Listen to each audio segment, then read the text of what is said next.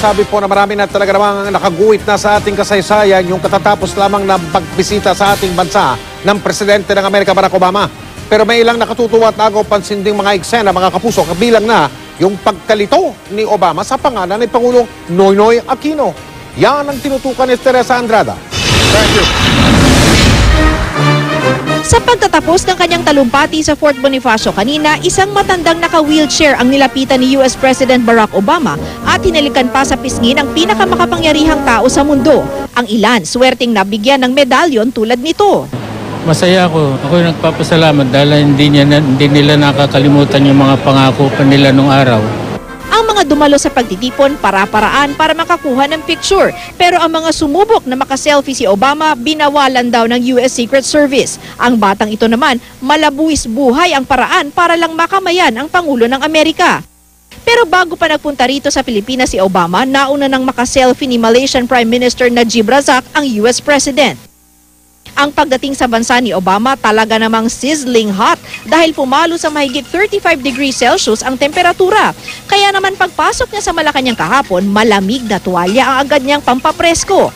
Pero sa joint press conference, bakit tila nalito ang American President sa kanyang pagtawag sa Pangulo ng Pilipinas? President Aquino, Benito and I, President Niños. I've only been here one day. But the kindness that you've shown... Bumawi naman si Obama sa state dinner kung saan pinuri niya ang Filipino hospitality. At anya, dahil sa Pinay Executive Chef ng White House na si Christina Comerford, nakakatikim daw sila ng mga putahing Pinoy na Pinoy. There's one in particular I'm grateful for, Chris Comerford, our Executive Chef at the White House.